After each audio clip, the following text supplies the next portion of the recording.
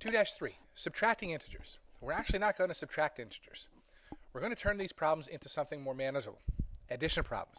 And I'll show you a little bit later why they're more manageable as addition problems. It has a lot to do with using a number line.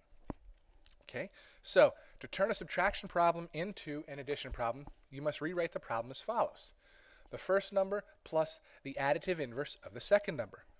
Oh, remember additive inverse from yesterday? The additive inverse of -7 was +7. So, to turn a subtraction problem into an addition problem, the first number plus the additive inverse of the second number. And once it's been changed into an addition problem, you're going to follow the rules for addition. So we're going to look at 8 minus 14. It's a subtraction problem. We're going to turn every single subtraction problem into an addition problem. So the first number stays the same. Subtraction symbol turns into addition. And then the additive inverse of the second number. The additive inverse of 14 is -14. Now we're going to follow the rules for adding integers. You'll remember yesterday we had the two basic rules. If the signs were the same, add the integers and keep the common sign. Or, case number 2, if the signs were different, positive, negative, we're in case number 2 here. If the signs are different, subtract the smaller number from the larger number and take the sign of the larger number. We have 8 and 14. 8 is smaller than 14, so we will do 14 minus 8, which is 6. And since the 14 was the larger number, it's negative. We take the negative sign and we make it part of the answer. So 8 minus 14 turns into 8 plus -14, which results in -6. Next example, -6 minus 2. This is a subtraction of integers problem. We don't do those. We turn them into addition. The first number stays the same. Subtraction turns into addition. And then we take the additive inverse of the second number. 2 becomes -2. Now we use the rules for addition. Case number 1, if the signs are the same, we add and take the common sign. They are both negative numbers, so it's case number 1. So we're going to add the two numbers together. 6 plus 2 is 8. And since they were both negative to start with, the answer will be negative.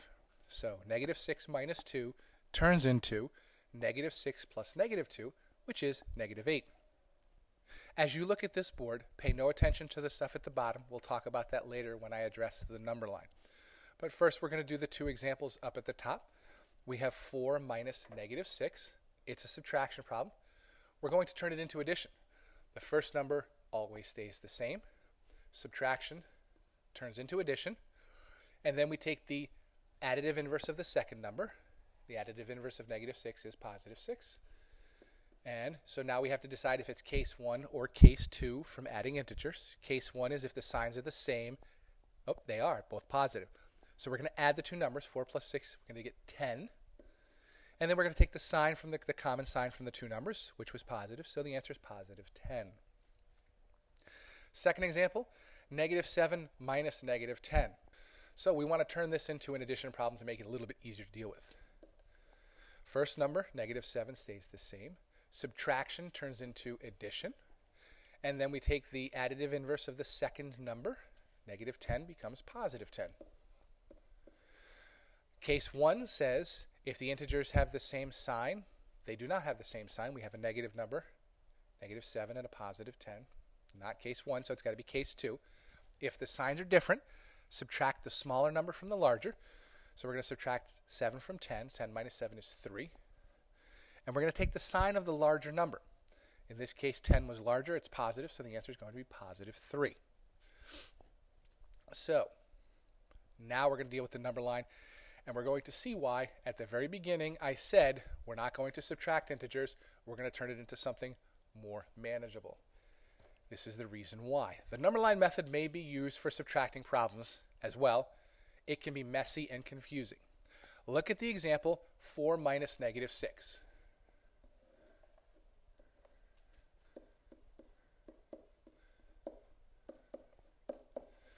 We'll put a number line up on the board. You would start at 4 on the number line. So we'll put a dot on the 4. That's where you begin. The subtraction tells you to move to the left. That's subtraction, the opposite of addition. So theoretically, with subtraction, we would be moving in the left-hand direction.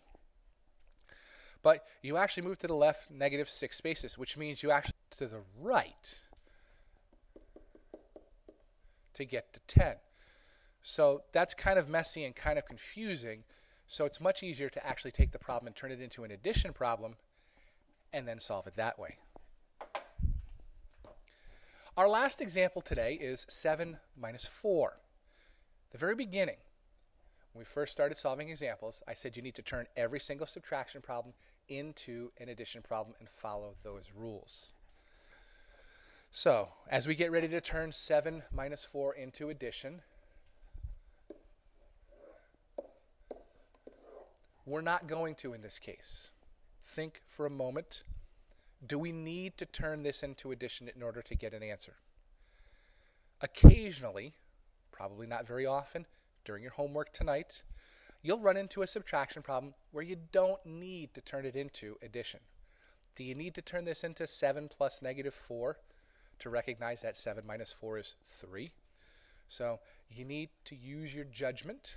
When you get a wee little kitty problem, go ahead and not follow the rules. But you need to be very, very careful about making sure you turn all subtraction problems into addition problems, unless you end up with something like this. Your homework is page 73, 14 to 52, the evens.